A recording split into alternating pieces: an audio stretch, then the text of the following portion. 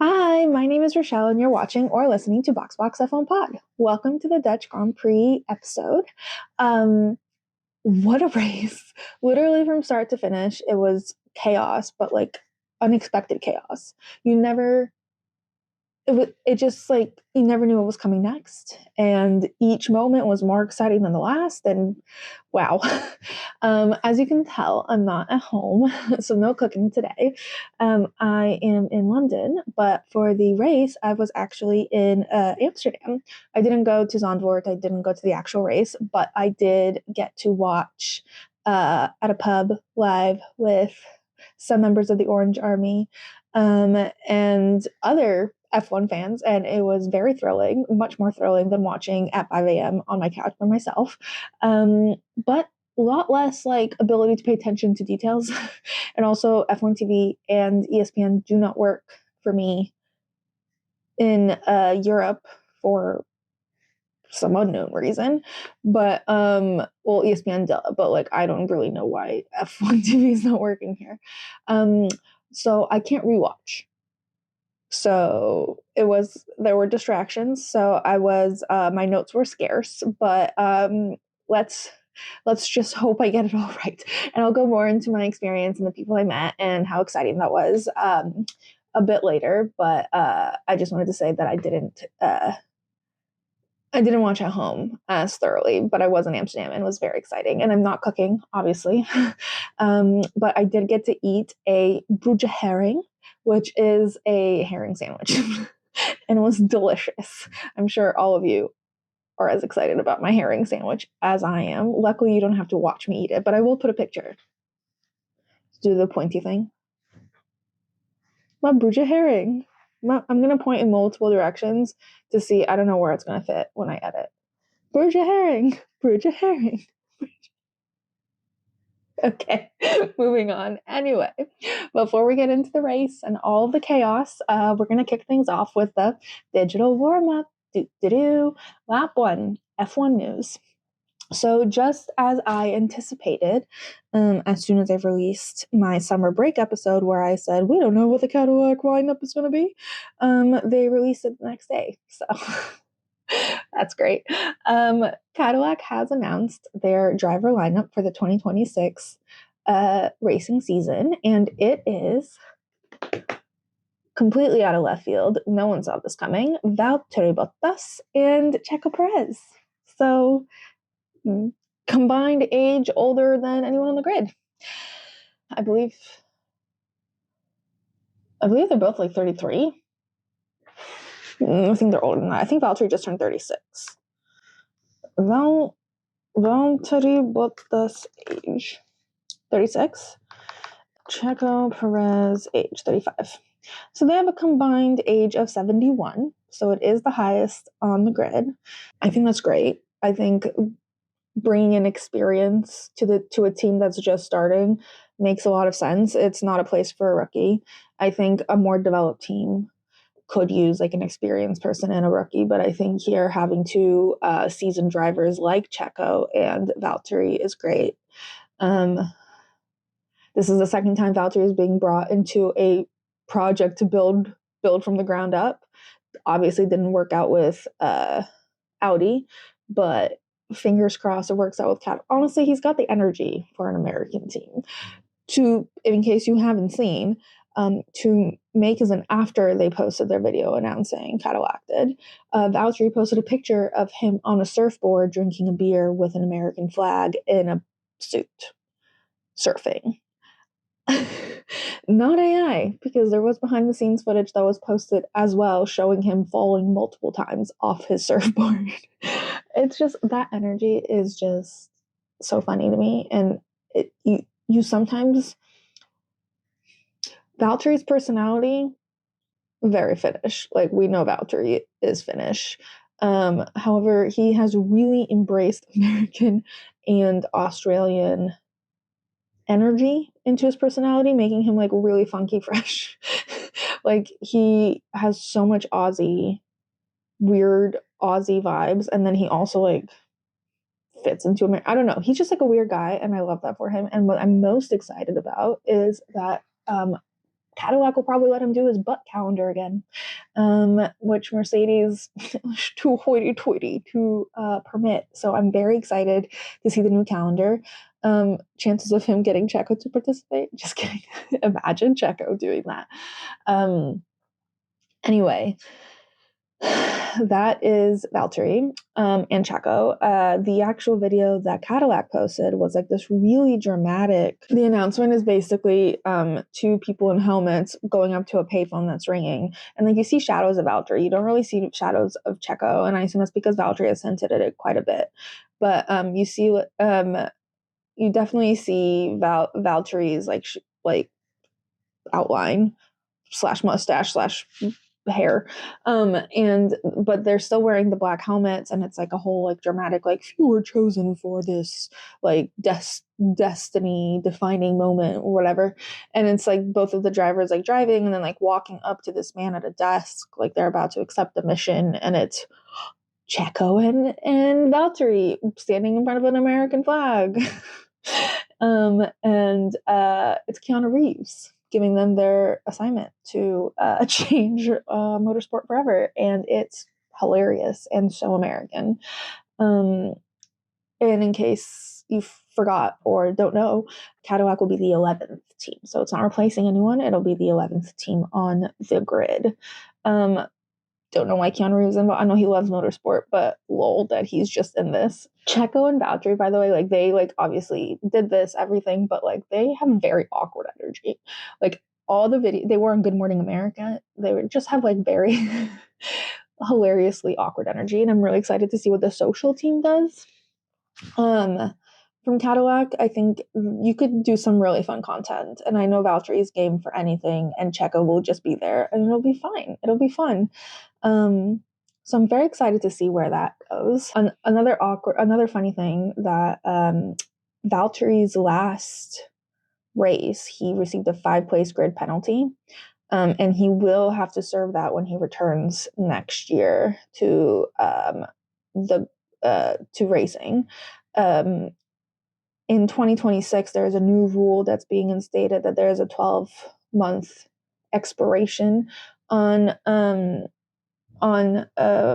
penalties like that. However, since the penalty will be enacted after he received the penalty, then it does not impact him. So he will still have to start his first race 5 places behind wherever he qualifies. And another cute thing, Checo said that the first person to text him congratulations was Max, which I love. Just another, I spent a lot. You'd think that, well, okay, Amsterdam in general obviously loves Max. My friend who I was visiting, her fiance, not a big fan of Max. And I was really putting in legwork trying to convince him that Max is all that. And I feel like this is another proof point that Max cares about his current, past, future teammates and people in general. Like, he didn't have to text Checo, but he did text Checo because they're friends and he wants the best for Checo, and he's always defended his teammates. Always. And I love that. Love that about Max. I had a really long... I should write a dissertation on why people need to love Max, because I feel like I need to be prepared for more situations like that where I need to defend him to people who don't see Max for all he is. All right. Anyway, very exciting stuff. Checo and Valtteri, can't wait to see what they bring to the table next year. Moving on, lap 2, off-track F1. This is like a bit where like a kind of some bits and bobs that didn't make it into the summer break episode that happened afterwards. But Carlos posted him playing golf with Rafael Nadal. Very exciting. Spanish athletes just coming together. Grill the Grid has continued on. I believe I talked about it during the summer break episode, how Charles was basically being cyberbullied by the F1 social media account because they just kept posting how he knew nothing. It's, by the way, self-proclaimed cyberbullying by F1. But like he just like completely kept getting everything wrong. They did post one video probably to counteract him getting everything wrong, of him getting one answer right, but they also included him being like just completely shocked that he got it right, and it just made me laugh. I love Charlotte.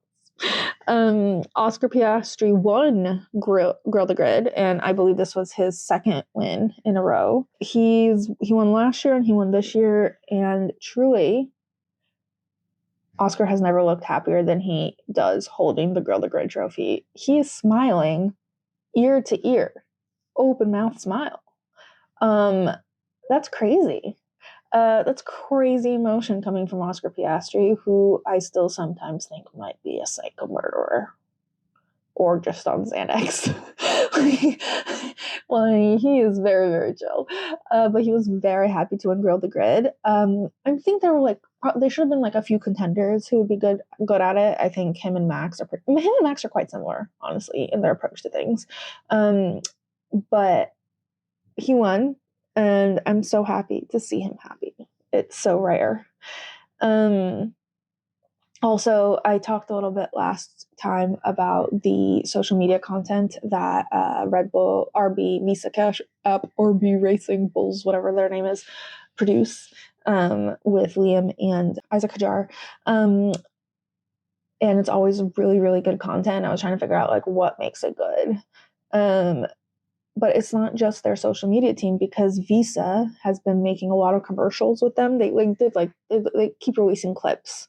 It's like a mini clip that they post on social of them like in the office, and it's so funny. 10 out of 10 work from the Visa social team as well. And it's just like when you bring like your racing drivers to work, and it's them trying to work the photocopier, and then like learning like workplace jargon, and like it's just so funny. 10 out of 10 work from them. All right, lap 3, birthdays. Kimi turned 19 years old. They get big so quick. There was a funny video of them at the fan stage event, and George was like, "So you're not a teenager anymore, right?" And Kimi was like, "I'm 19." And he's like, "So are you a teenager?" And the whole crowd was like, "Yes." He's a teenager. And Kimi's like rolling his eyes. So he's like, "Well, I'm just like not 20 yet." I don't think he wants to be branded as a teenager anymore, but it was pretty funny. Valtteri turned 36 years old, and a great clip of Kimi pieing him in the face. There's a video of Kimi preparing it and like running up in behind Valtteri and like smashing it in his face. And then there's like a picture montage of like Valtteri posing with his birthday cake in his hands, smiling at the camera. And then like the live action shots of Kimi running in from the side, running up behind him and just smashing it in his face. And it's just like, I feel like that is such a good example of the age difference at Mercedes. Like George and Valtteri often look so exasperated by Kimi. Valtteri less. Valtteri just seems game for whatever Kimi has up his sleeve. George genuinely seems exasperated. But I love that. I think they need some of that youthful energy. George is getting too old too fast. You're only 28 or 27 or whatever it is.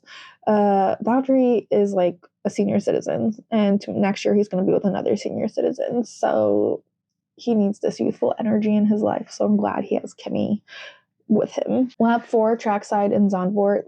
Just a couple of things that happened actually trackside in Zandvoort, and I'm going to talk about my experience in Amsterdam. So there was a fox on track. That was crazy. He didn't get hurt. During one of the press conferences, I think it was during the post-quali press conference, Lando, Oscar, and Max, well, I think it was Oscar specifically, that was asked who was the top 3 in 1985 or something like that. Not really sure why. And Oscar is like really trying to answer. His like Grill the Grid persona is really coming through here. And Max knows the answers. The pole sitter was Nelson Piquet, his basically father-in-law. He like hints at it at Oscar, and Oscar's like, "Well, do you know the answers? Why don't you say the answers?" And Max is like, "I could not care less." And then he was like trying to encourage Oscar to also be like, I don't care. And I feel like Max's own brand of media training is slowly infiltrating the rest of the grid. Because, like, in the post race press conference, there was like another moment where he's like instructing the driver. I'll get to it when we talk about post race, but like he's like, you can hear him whispering off the mic, like, say you don't care, say blah blah blah, and it's pretty funny, and I love that they're all game. All right, so now my experience in Amsterdam. So we went to this pub that was showing the race. They were showing the football before. They turned the race on like 5 minutes before it started, and then they turned the volume on halfway through the intro, which was a little annoying, but whatever. There was like 5 TVs. Everyone there, as soon as Max appeared on screen, just started cheering really loudly. It was hilarious because I'm always hiding that I like Max. Not there. There I could be myself. I could be open and myself and say I love Max Verstappen. Everyone started cheering every time Max was. It was just great. It was great to be in that company. My friend and I sat at a table, and next to us were they weren't Dutch, but one of the guys was from Hong Kong. And then 2 of his friends were, one of them lived in Amsterdam, and the other one, I don't remember where he was from. And then there was a girl from New Zealand. But anyway, so we were talking to them throughout the race. And it was just so funny to hear the opinions and like react all together for the same, like it was just so fun. But the craziest opinion that was shared there was that one of them didn't like Yuki Tsunoda. Like, hated Yuki Tsunoda. It's like, well, he's gotten a little better in the last couple of years. And I honestly have never experienced Yuki hate in my life. I was shocked. My jaw was on the floor. I'm like, how do you hate Yuki? Yuki is like adorable. So that was quite shocking, but it was really fun to watch with them when Lando DNF'd. The whole bar just started cheering at the top of their lungs. It was great. It was so fun to watch. The only other weird thing was that halfway through the post-race interviews, after in Park Ferme, they turned off the sound and started playing like club music, and it wasn't even dun dun dun dun Max Verstappen. It was just some random club music. It was just oddest thing. But anyway, yeah, it was very exciting. It was super fun. It was just like, you could see there were Max fans everywhere, and you could also see like everyone coming back from Zandvoort after on each of the days, like at like 3 or 4 p.m. after quali was over, after free practice was over. You could see like a whole storm of people coming in. Thank God I didn't leave Amsterdam on Sunday. The station would have been absolute chaos. And there was just like, it was just so bizarre to see so many F1 fans in public, like outwardly F1 fans. But obviously now I'm in London, and so I have to quell my Max love down, tamper it down, and keep it to myself. But yeah. Oh, also they renamed the train the Max Express. It's usually called, I don't know, when I saw it on Monday, it was called something else, but they renamed the Max Express. There were little like sports cars everywhere, and after I saw that there was a little rubber duck shop with a little Max Verstappen rubber ducky, and I'm so sad I didn't know about it because I would have totally gotten it. Anyway, 10 out of 10. Really enjoyed my time in Amsterdam during Grand Prix. Yeah, it was really fun. All right, let's move on to one other thing I noticed while in Amsterdam is that a lot of the characteristics that we assign to Max, and a lot of things that he gets criticized in the media, and the British media specifically, etc., are literally just Dutch things. They talk like Max. They literally don't give a fuck about anything. It's the way the cars drive. Like, everything is just like very Max coded. So like, I literally think he's just Dutch. But it was just really interesting to see the characteristics of the people in Amsterdam and how a lot of them were just Max energy. All right. that's it for the digital warm-up. On to analysis. All right, on to analysis. So a couple of moments from like pre-practice, Kimmy ended up in the gravel at one point, and he goes on the radio, "I am in the gravel," and his team replies, "Yes, we see that." And there was a similar moment with Max where he ends up in the gravel, and his team goes, "Great job, Max. Keep up that pace." Oh, wait. After noticing him in the gravel, it was kind of funny. Also, Isack qualified P4, which was very exciting, his highest qualifying ever. There was Lewis was asked about it after in the media pen, and they were like, "How do you feel that Isack, your number one fan, out-qualified you?" Such stupid questions. And Lewis is like, "Well, I beat him at Uno." Oh, well. Also, a couple of notes. Lance failed to set a qualifying time, so he is racing at the steward's discretion. And Ollie had some work done on his car in park firm conditions, so he is starting in the pit lane. So the starting grid is as follows: Oscar, Orlando, Max, Isack, George, Charles, Lewis, Liam, Carlos, Fernando, Kimi, Yuki, Gabriel, Pierre, Alex, Franco, Nico, Esteban, Lance, what the hell? Lance, and Ollie Bierman. All right. Moving on to the race. I'm just going to talk about the major incidents that we experienced because, like, there were so many wild moments. The first moment I want to talk about is with Carlos and Liam Lawson. So Carlos was trying to overtake Liam. Last minute, Liam basically cut him off and like just pulled up ahead. They had contact, and Carlos needed his front wing replaced, and Liam, like a tire just fell off his car.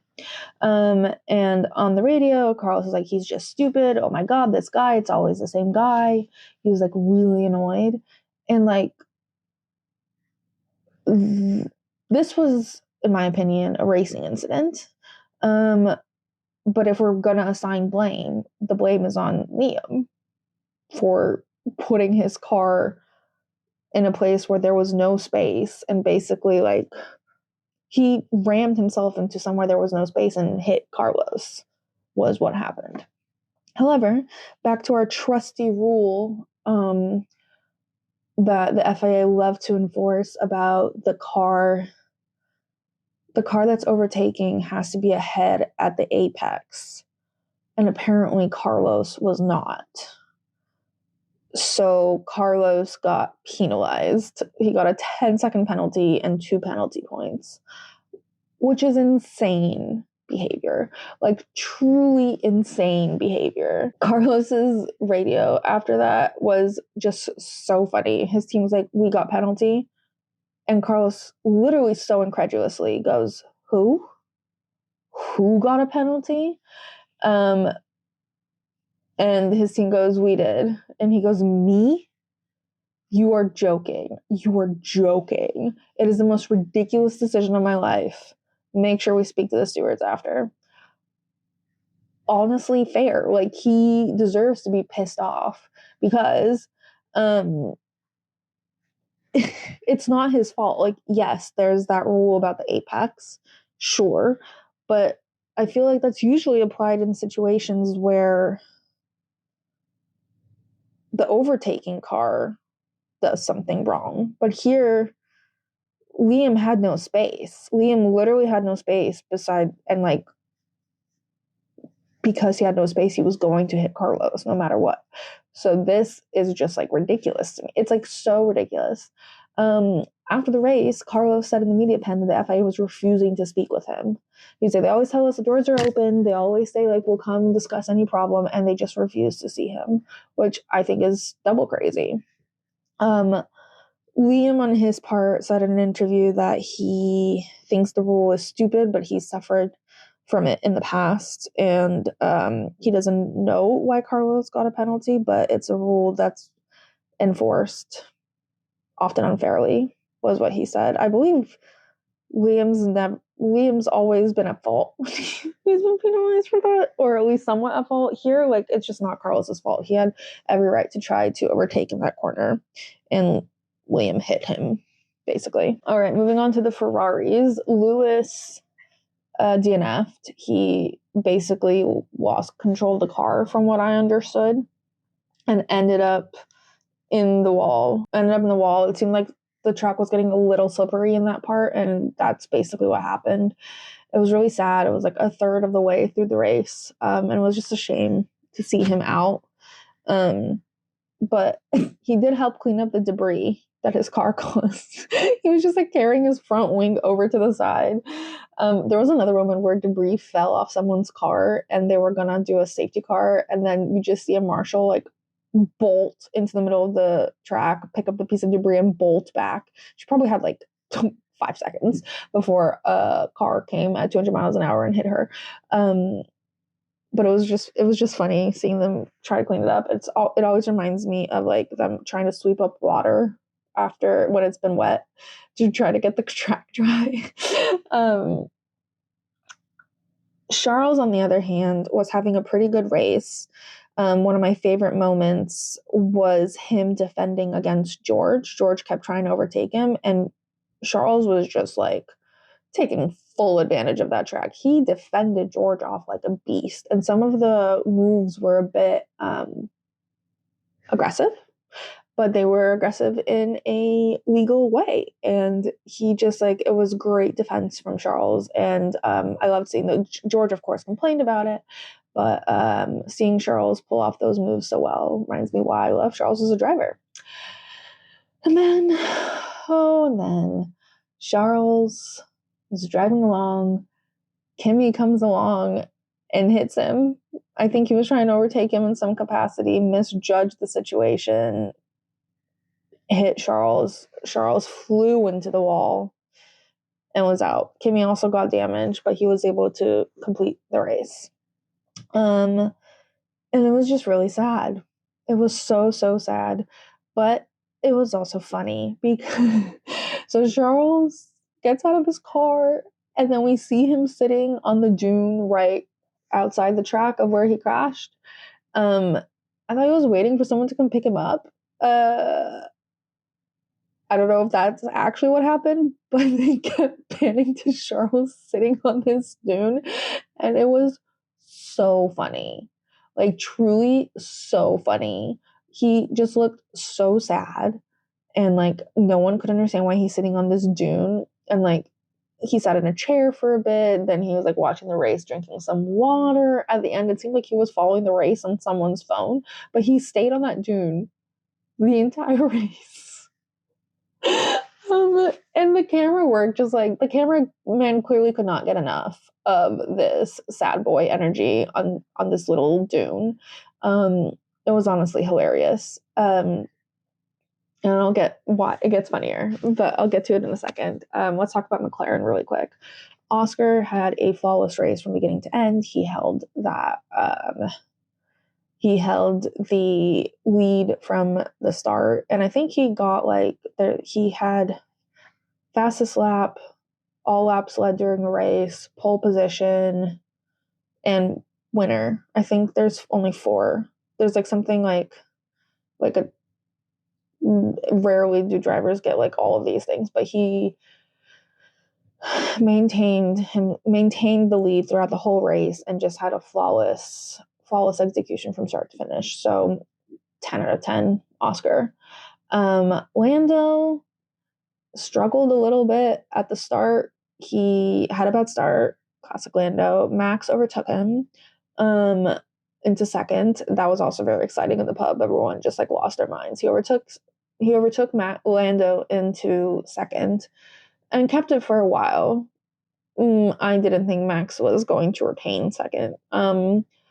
But Lando ended up overtaking him back, and then the rest of the race he was just like on Oscar's tail until he had a mechanical failure. He just goes he literally goes on the radio, there's smoke coming out, and the whole pub erupted. And then he's like, there's smoke coming out of the engine.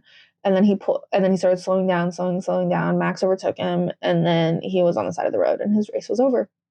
And it was very, very, it was funny in the pub. I did feel kind of bad for him, and you obviously never want to see someone out for a mechanical failure because that's like less fun, but or less interesting, I mean. But like, so he gets out of his car, also sits on a sandy dune, and just looks out into the distance.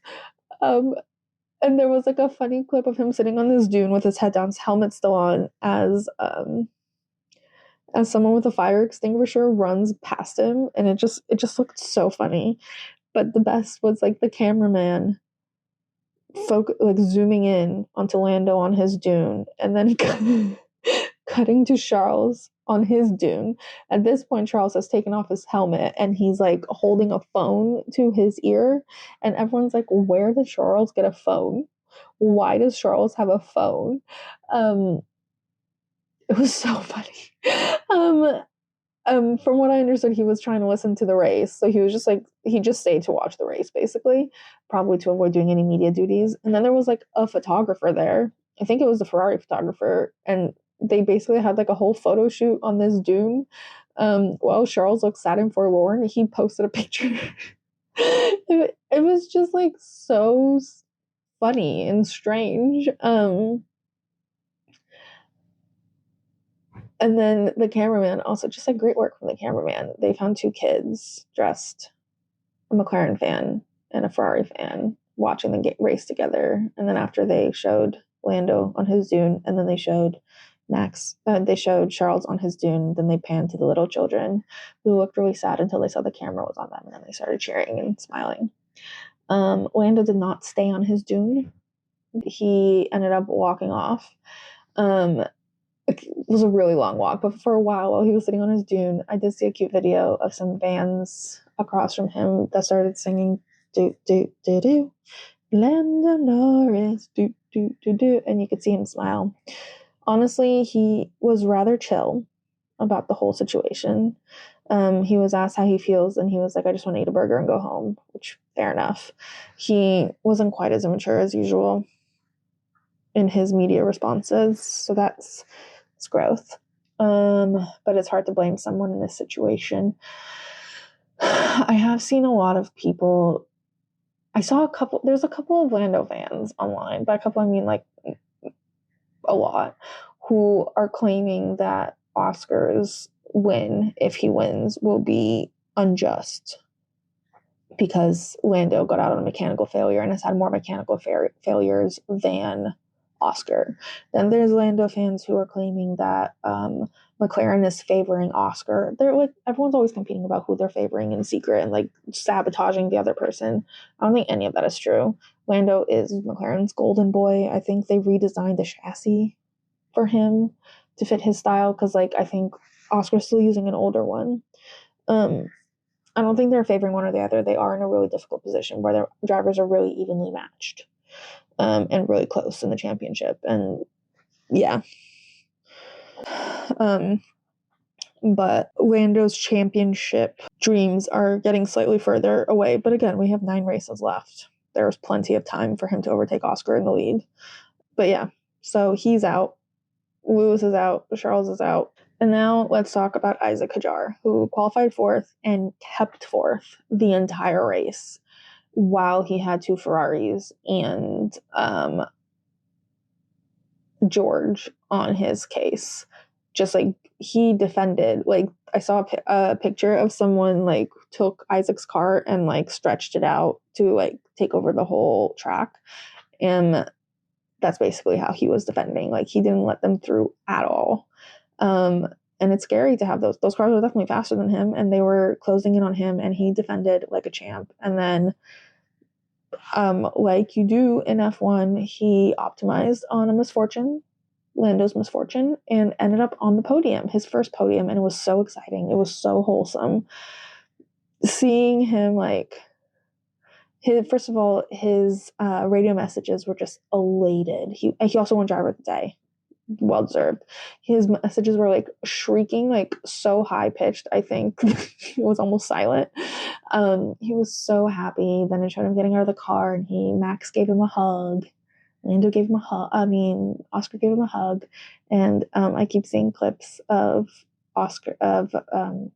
Max being on the podium for Kimmy's first podium, and then being there for Isack's first podium, and then hugging them both, and it's just like a very wholesome mother hen situation. Isack running when there was like a moment where he was looking around for his team, and Park Firm spots them, and he runs at them. Cue Taylor Swift's he just comes running over to me, that one, and like jumps into their arms, but like fully like jumps into them, like light as a feather, and they catch him, and it's just so cute. I saw a clip of him hugging his parents, and they both just looked so happy, and just like 10 out of 10 from Isack Hadjar, just like watching him celebrate this situation. So they are porcelain like bowls on a stand, and when they were taking the team picture, like where they're all with the sign and the trophy, and then they all run and spray champagne. So they were taking that picture, and he went to pick up his trophy to run, and his trophy just like snapped in half, so the bowl was separate from the stand, and the face that he made, like, and then he just like walked around the whole time with like half a trophy. And then later when naturally Visa Cash app RB had him make a TikTok about winning, when they showed him, and then they showed the trophy, and there you could see someone's hands holding the trophy together like off screen. But yeah, love this for Isack. Love seeing little rookie content. Made my heart happy, and everyone in the bar was happy, because like it took a moment. They're like, oh my god, Max is going to be second, and then another second, oh my god, Isack's on the podium. It was an amazing moment. A couple of other drivers that I want to highlight. Ollie went from P20 in the pit lane to P6, and Lance Stroll went from P19 to P7. There was a lot of Lance hate happening this weekend, and I'm being a Lance apologist is even more taboo than being a Max apologist, but like I feel bad for the guy, and he's not as bad as people paint him out to be. He's like average, but look at this race. He outperformed Fernando. He's done it a couple of times this year, so like he's not bad. I just don't think he wants to be there. Also, in the cool down room after the race, they were doing like a full analysis. Like Max podcast was in full swing. Isack was like, you know what I found really, really useful? Defending. He said a lot more nuance than that. And then Max and Oscar were like, yeah, you do that. And then they were just making jokes and like seeing like all the crashes that actually happened. It was just really fun. It was like a proper like cool down analysis situation, and I love that. And then the podium, everyone was really worried this would be another Nico Hülkenberg situation where no one sprayed him on the podium, but it's okay. Max Verstappen was there, and Max was not going to let a drop of champagne not be spent on Isack Hadjar. He dumped that bottle on Isack. Like him and Oscar both just like, he went first and Oscar followed, and they just like at close range just sprayed Isack. And then when it was like done, he just like poured it over the top of his head and was like shaking it. Every last drop lands on Isack. I'm pretty sure they were like dry. They left basically dry. And Isack was damp.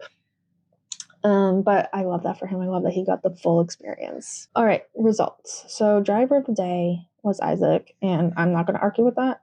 Isaac's was well deserved. I named a couple of honorable mentions, but Isack is well and truly the driver of the day. He won by like a landslide. Dick in the box. I don't want to call Kimi a dick, because he went to the Ferrari motorhome to apologize, and he did the same thing last time he caused a crash with Max. He went in and apologized, and also it's funny, no one's mad at him. Like Charles was kind of resigned. Max at the time was like, it's okay, it happens. Like no one's like that upset with him, which I think is good, but I think that also might make him feel worse. Like Kimi is going to be so hard on himself. And I think that's why Charles also was probably holding back a bit. But it's nice of him to apologize. So I don't want to call him a dick, but his actions were dickish. And then, of course, I would be remiss not to call out the FIA for being the biggest dick in the box, as per usual, because not only did they give a completely unwarranted penalty to Carlos, they wouldn't even let him defend it or hear him out or like reconsider anything. And I thought that was dickish. Actually, dick with a capital D. All right, the race results are as follows. Oscar Max, Isack George, Alex Ollie, Lance Fernando, Yuki Estebesi, Franco Liam, Carlos Nico, Gabriel Kimi, Pierre, and then the DNFs are Lando, Charles, and Lewis. The driver standings are as follows. Oscar with 309 points, Lando with 275. So that is now 34 points that Oscar is leading the Drivers' Championship. Max has 205 points, George 184, Charles 151, Lewis 109, Kimi 64, Alex 64, Nico 37, Isack 37, Lance 32, Alonso 28, Gasly 20, Liam 20, Ollie 16, Carlos 16, Gabriel 14, Yuki 12, Franco 0, Jack 0. Team standings are McLaren 584, Ferrari 260, Mercedes 248, Red Bull 214, Williams 80, Aston 62, Racing Bull 60, Kick Sauber 51, Haas 44, Alpine 20. A couple things I want to point out. Carlos is so low, and it makes me really sad because he's obviously a great driver, great strategist, all of these things, and he's like really struggling with Williams this year, with luck, with car setup, with whatever. It's been a struggle for him. And that makes me really sad. And I'm really hoping the new regulations will help him thrive a bit more, because to lose a position where you were thriving to go to a worse team where you now have to struggle to adjust is rough. I'd be way more mad at Lewis. Or just like even circumstantially. The other thing I want to point out is that Yuki has 12 points and is 18th in this.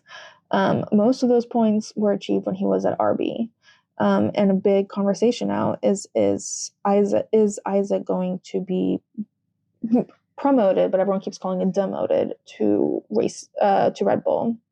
They were asked about it at the press conference, the post-race press conference. Max was asked what it would be like to have, how would they get along if Isack was his teammate? And Max was like, terrible. We wouldn't get along at all. And then they turned to Isack, and Isack goes, yeah, I don't like him. I don't want to be on a team with him at all. And Oscar, and Max all start cracking up. And this was what I was referencing earlier about Max infiltrating media training for all the drivers. I love that Isack said that. But I don't think he should go to Red Bull, but also he can't say no if he's asked, right? Like, he has no choice.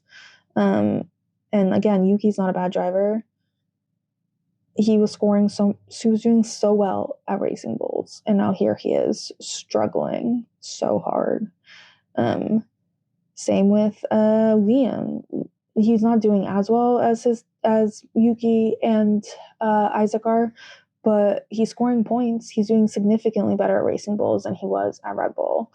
When Checo was asked about it, he was like, I feel like I have nothing to say about how I left, because now everything is speaking for itself, because really great drivers are just like floundering at Red Bull. Max has always defended them. Oh, also, Alex did an interview where he had previously done an interview where he talked about how the car works for Max's driving style. And like the takeaway for everyone from that interview was that the car is designed for Max, which is like what the running statement has always been. And Alex recently clarified that the car is not designed for Max, but Max is the only one able to adjust his driving style to match that car, is what he meant. But not everyone is able to do that, clearly. And also the second one is definitely worse than Max's car. So whatever the reason is, the second seat is cursed until they change it. And actually, with Christian gone, where he was just like full focus on Max, a new team principal, whether it's Laura Meckes or someone else, might give more equal attention to both seats, which I think is important. All right. I think that's it for the Dutch Grand Prix. What a race. That was so fun. Look out for the video of me eating my brunch of herring. And I was so happy I got to be in the country where the Grand Prix was being held. So that was really fun. Next up is Monza. I unfortunately probably will not be able to do an episode, but I will definitely be doing an episode for Baku in 2 weeks. And we will have special guest, friend of the pod, Dias, on, our little London lad. Will be on to discuss the race with me. So very excited for that. In the meantime, make sure you follow at BoxBoxF1 Pod on social to keep up with any content, especially since there won't be an episode next week. And make sure you follow, subscribe, and share the pod with any other potential boxes. Until next time, box.